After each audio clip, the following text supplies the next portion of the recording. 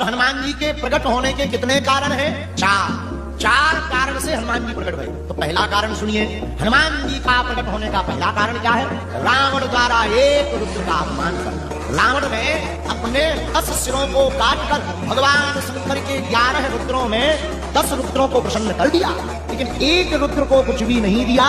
वो रुद्र नाराज हो गया। वही रुद्र हनुमान जी बनकर के अवतरित हुए हैं। क्यों? क्योंकि रावण ने सबका सम्मान किया, 11वें कष्ट किया, तो उसने बदला लेने का विचार किया। जब राम जी का अवतार हुआ तो शंकर जी को जाना था, 11वें रुद्र के तेज से वही 11वां रुद्र अंजनी नंदन हनुमान बन करके प्रकट हुए हैं। तो एक पहला कारण ये है हनुमान जी के जन्म का। अब दूसरा कारण सुनिए। दूसरा कारण है भगवान विष्णु को नारद जी का श्राप दिए। नारद जी विश्व मोहिनी के चक्कर में, अच्छा स्त्री के चक्कर में ही श्राप, काम को जीत लिया। भगवान शंकर को बताया, नारद जी ने हमने काम को जीत लिया। शंकर जी बोले हमें बताया तो बताया, दूसरे को नहीं बताना। नारद जी को लगा ये हमसे जलते हैं। कई बार किसी को बढ़िया शिक्षा दो तो उसे यही लगता है कि हमसे जल रहे हैं। भगवान शंकर ने रोका, नहीं माने। विष्णु जी को बताया, तुम्हें बताया हमने काम को जीत लिया। तो भगवान विष्णु तो राम कथा सुनने बैठे थे, नारद जी ने काम कथा सुना। भगवान विष्णु ने कहा जय हो, पर भगवान अभिमान किसी का भी नहीं रखते। कोई कितना भी बड़ा सिद्धि वाला हो, प्रसिद्धि वाला हो, भगवान अभिमान ठिकाने लगाते रहते हैं। नारद जी को अभिमान आ गया। भगवान विष्णु ने विश्व मोहिनी की रचना की, शादी हुई।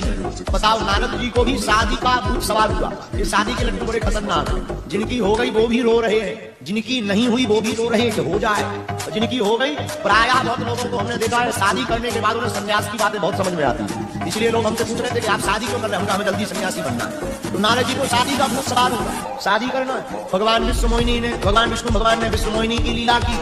सुंदर राजकुमार के साथ, भगवान श्री हरि के साथ ही विश्व मोहिनी रूपी जो माया रूपी बनी थी, शादी हो गई। नारद जी को बड़ा दुख हुआ, हमको वानराकृति दे दी, बंदर मुख दे दिया। तो नारद जी ने भगवान विष्णु को श्राप दिया, जैसे आपने हमारी हंसी करवाई वानराकृति देकर, वानर का मुख देकर, जाओ हम तुम्हें श्राप देते हैं। रामचरितमानस की कथा है, जाओ हम तुम्हें श्राप देते हैं, तुम्हारी मदद भी तुम्हारी पत्नी के हरण के बाद वानर ही करेंगे। दूसरा कारण है, भगवान शंकर ने विचार किया कि नारद जी का श्राप है, सब लोग कुछ ना कुछ बनेंगे और सहायता तो वानर ही करेंगे। और राम जी, रघुनाथ जी जब नर बनकर के नारायण भगवान राम बनकर के जाएंगे, तब भगवान शंकर ने विचार किया हम भी वानर बनकर के जाएंगे। तो दूसरा कारण बंदर वानर बनने का ये भी है। बोलो सीताराम। तीसरा कारण सुनो। तीसरा कारण है वानर राज केसरी को ऋषियों का आशीर्वाद। वानर राज केसरी जी महात्माओं के पास गए, महाराज हमारे कोई संतान नहीं हो रही है, उपाय बतलाओ। संतों ने भगवान शंकर का मंत्र दे दिया, इस भगवान शंकर के पंचाक्षरी मंत्र का जाप करो, इससे तुमको पुत्र की प्राप्ति होगी। और जैसे ही शिव आराधना केसरी वानर राज श्री केसरी जी ने की, भगवान शंकर प्रकट भये और वरदान देते हुए कहा, जाओ तुम्हारे घर पर हमारा अंश ही प्रकट होगा। उस वरदान के कारण भगवान शंकर वानर बने। चौथा कारण सुन लीजिए। माँ अंजना को श्राप मिला। पूर्व जन्म काल में माता अंजनी एक अप्सरा कुंज स्थला, लेकिन दो जगह अलग अलग वर्णन प्राप्त होते हैं इस कथा। एक जगह वर्णन प्राप्त हुआ इंद्र के श्राप के कारण यह वानरी बनी, एक जगह ऋषियों के श्राप के कारण वानरी बनी। तो ऋषियों के श्राप वाली कथा को हमने स्पष्ट माना। यह माता अंजनी पूर्व जन्म में बड़ी सुंदरी थी, बड़ी दिव्य लगती थी, पर बड़ी चंचल थी। चंचल स्वभाव के कारण एक दिन ऋषियों का अपराध हो गया, बर्तन आदि गिर गए। ऋषियों के अपराध को बिना ऋषियों से क्षमा मांगे चलने लगी। तो ऋषियों को आदेश आ गया, तुम रूप से तो बड़ी सुंदरी हो, पर काम बंदरिया जैसा करती हो, जाओ हमारा श्राप है, तुम वानरी हो जाओ।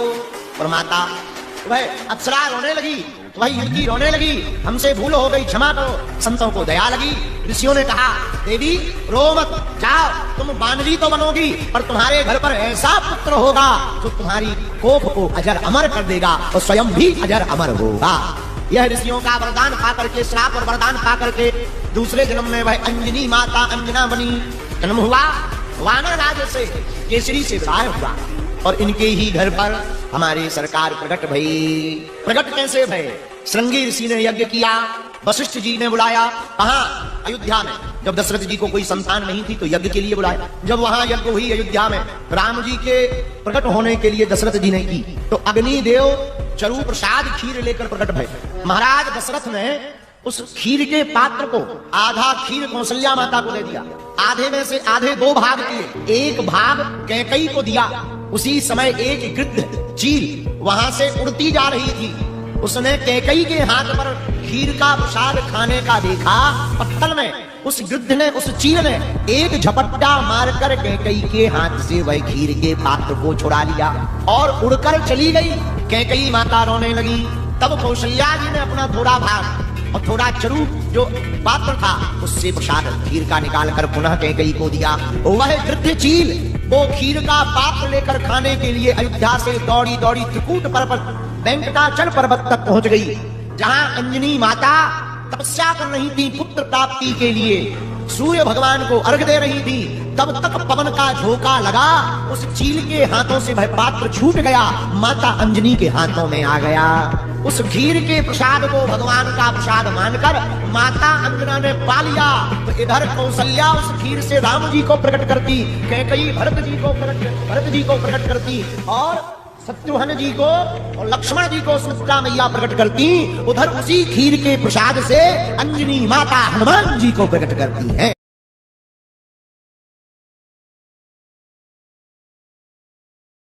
11वीं शताब्दी के दौरान एक बौद्ध भिक्षु बहुत ही सरलता के साथ कैलाश पर्वत की चढ़ाई कर रहे थे, जबकि उस पहाड़ पर चढ़ना या फिर उसकी चोटी तक पहुंच पाना संभव नहीं था। उस बौद्ध भिक्षु का नाम मिलारेपा था, जिनके बारे में ये कहा जाता है कि वो दुनिया के इकलौते ऐसे इंसान हैं जो कैलाश पर्वत पर चढ़ाई करके जिंदा वापस लौटे थे। लेकिन सफर से वापस लौटने के बाद मिलारेपा ने दूसरे लोगों को चेतावनी दी कि उन्हें भूलकर भी कैलाश पर्वत पर चढ़ाई नहीं करनी चाहिए।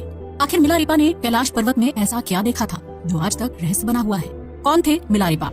तिब्बत की वादियों में आज भी मिलारेपा का नाम गूंजता है, जिनका जन्म सन 1052 में तिब्बत के एक सुदूर इलाके में हुआ था। मिलारेपा ने अपने जीवन में तांत्रिक से लेकर एक ज्ञानी संत का सफर तय किया था, जो बचपन में एक गुस्सैल बालक हुआ करते थे। बताया जाता है कि मिलारेपा के पिता की मृत्यु बहुत जल्दी हो गई थी, जबकि उस वक्त मिलारेपा और उनकी बहन काफी छोटे थे।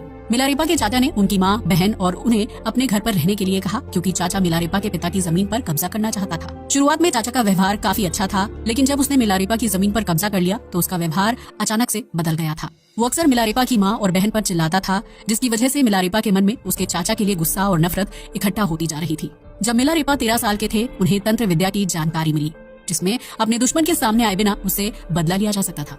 मिलारेपा ने अपनी तंत्र विद्या का सफर शुरू किया और उसने अपना घर छोड़ दिया, जिसके बाद वो अलग अलग तांत्रिकों के पास पहुंचे और तंत्र विद्या सीखने लगे। इस तरह लगभग 13 साल का वक्त गुजर गया और मिलारेपा एक बेहतरीन तांत्रिक बन चुके थे। जिसके बाद वो अपनी माँ और बहन को अपने साथ ले जाने के लिए वापस गाँव लौटे थे।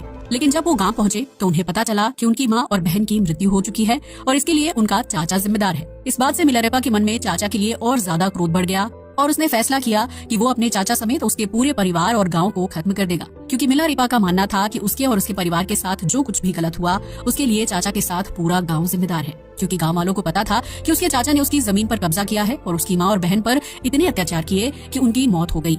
लेकिन इसके बावजूद भी गाँव वालों ने चाचा का विरोध नहीं किया और इसलिए मिलारेपा सबसे क्रोधित था। एक दिन मिलारेपा को पता चला कि उसके चाचा ने अपने बेटे की शादी के लिए विशाल आयोजन किया है, जिसमें सभी गांव वाले भी शामिल होंगे। मिलारेपा को अपना बदला लेने के लिए इससे अच्छा मौका नहीं मिल सकता था, लिहाजा उसने शादी वाले दिन अपनी तंत्र विद्या से सबको मौत के घाट उतारने का फैसला किया। एक तरफ सभी गांव वाले चाचा के घर पर इकट्ठा होकर जश्न मना रहे थे, वहीं दूसरी तरफ मिलारेपा एक कमरे में बैठकर तंत्र विद्या कर रहा था। बाहर मौसम बिल्कुल साफ था और आसमान में सूरज चमक रहा था, लेकिन मिलारेपा की तंत्र विद्या से कुछ ही देर में अचानक काले बादल छा गए और आंधी तूफान आने लगा। इसके बाद अचानक से आसमान से बड़े बड़े ओले बरसने लगे थे और उन ओलों की वजह से मिलारेपा के चाचा के साथ उसके बेटे और पत्नी की मौत हो गई थी, जबकि उस खतरनाक ओलों की बारिश में गाँव वालों की भी जान चली गई थी। पूरे गाँव में लोगों की लाशें और खून बिखरा हुआ था, जिसे देखकर मिलारेपा के मन को काफी शांति मिली थी। लेकिन कुछ समय बाद जब मिलारेपा का गुस्सा शांत हुआ तो उसे एहसास हुआ कि उसने अपने चाचा और गांव वालों के साथ गलत किया है। मिलारेपा के मन में सिर्फ क्रोध था, लेकिन उसे नहीं पता था कि उसका क्रोध उसे खूनी बना देगा। अब मिलारेपा को कहीं सुकून नहीं मिल रहा था और वो मन ही मन खुद को निर्दोष लोगों की जान लेने के लिए दोषी मान रहा था। इसलिए मिलारेपा ने एक तांत्रिक जीवन को छोड़कर एक भिक्षु का जीवन व्यतीत करने का फैसला किया। अब उसे घर, जमीन या फिर पैसों से कोई लेना देना नहीं था, क्योंकि इन सभी चीजों में उसे शांति नहीं मिल रही थी। मिलारेपा एक बार फिर ज्ञान की तलाश में अपने गांव और घर को छोड़कर लंबी यात्रा पर निकल गया। इसी दौरान उसे बौद्ध गुरु और अनुयायी मारपा के बारे में पता चला। मारपा ने कई धर्म ग्रंथों का अनुवाद किया था, इसलिए उन्हें अनुवादक भी माना जाता था। मिलारेपा ने बिना वक्त बर्बाद किए मारपा की खोज शुरू कर दी और वो एक छोटे से गांव में जा पहुंचा, जहां उसे कुछ बच्चे खेलते हुए दिखाई दिए। मिलारेपा ने उन बच्चों से पूछा कि क्या तुम्हें मारपा का घर पता है? तभी एक बच्चे ने कहा कि चलो मैं तुम्हें उनके पास ले चलता हूँ। मिलारेपा उस बच्चे के साथ चला गया और एक खेत में जा पहुंचा। जहाँ मारपा खेत में हल चला रहे थे। उन्होंने मिलारेपा को देखा और उससे कहा कि तुम खेत में हल चलाना शुरू करो, और इसके बाद मारपा वहाँ से चले गए। मिलारेपा ने हल चलाना शुरू किया और कुछ देर बाद पूरा का पूरा खेत जोत दिया था। इसके बाद वो छोटा बच्चा मिलारेपा के पास आया और बोला कि अब आप घर के अंदर आ सकते हैं। असल में वो बच्चा मारपा का बेटा था।